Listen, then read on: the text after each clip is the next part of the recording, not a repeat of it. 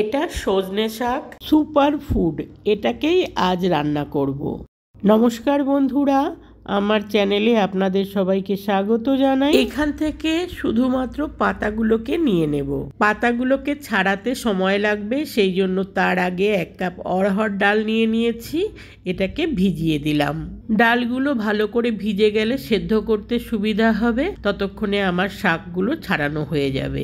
অনেকটা শাক পুরোটা রান্না করব না, এই 1 বাটি রান্না করব আর এগুলো রেখে দেব। এগুলো ভালো করে ধুয়ে জল ঝরিয়ে নেব। 1 ঘন্টা হয়ে গেছে, ডালটা খুব ভালো করে ভিজে গেছে, এটাকে খুব ভালো করে ধুয়ে পরিষ্কার করে নেব। ডালগুলোকে খুব ভালো করে ধুয়ে একটা প্রেসার কুকারের মধ্যে নিয়ে নিলাম। এর মধ্যে দিয়ে দিলাম 2 টুকরো করা ছোট ছোট 2টো টমেটো, একটা চেরা কাঁচা লঙ্কা, আন্দাজ মতো লবণ, হলুদ আর জল। এবার প্রেসার কুকারের ঢাকনা আটকে ডালটাকে খুব ভালো করে সেদ্ধ করে নেব। এবার আমার এই যন্ত্রটিকে বার করলাম, যেটা মেলা থেকে কিনেছিলাম। এর মধ্যে 1 মুঠো রসুনের কোয়া দিয়ে থেতো করে নিচ্ছি। যে কোনো শাক রান্নায় রসুন এইভাবে থেতো করে দিলেই বেশি ভালো লাগে খেতে। রসুন বেটে বা কুচিয়ে দিলে সেটা বেশি ভালো লাগে না। দেখুন কত সুন্দর থেতো হয়েছে, খুবই কাজের জিনিস এটা। কড়াইতে সাদা তেল গরম করে থেতো করা রসুনটা দিয়ে দিলাম। আপনারা সর্ষের তেল খেলে অবশ্যই এটা সর্ষের তেলে রান্না করবেন। ঝাল একটু বেশি খেলে এখানে শুকনো লঙ্কা ফোড়নে দেবেন। ডাল সেদ্ধর সময় একটা কাঁচা লঙ্কা দিয়েছি, তাই এখানে আর কোনো লঙ্কা দিলাম না। রসুনটা সুগন্ধ বেরোনো পর্যন্ত ভেজে নিলাম, লাল লাল করে ভাজার কোনো দরকার নেই। এবার এর মধ্যে জল ঝরানো সজনে পাতাগুলো দিয়ে একটু ভেজে নিচ্ছি। শাকগুলোকে অতিরিক্ত ভাজার কোনো প্রয়োজন নেই, রং পরিবর্তন হয়ে গেছে এবং পরিমাণে কমে গেছে।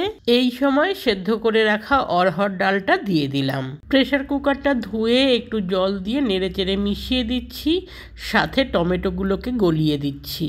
আরও একটু জল দিয়ে দিলাম, আবারও একটু নেড়েচেড়ে মিশিয়ে দিয়ে সামান্য একটু চিনি দিয়ে দিলাম।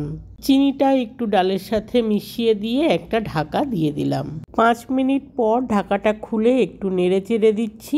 মাঝে একটু নেড়েচেড়ে না দিলে গ্যাস যতই কমানো থাকুক না কেন তলা থেকে পোড়া লেগে যাবে। একটা টমেটো আস্ত ছিল, সেটাকে গলিয়ে দিলাম।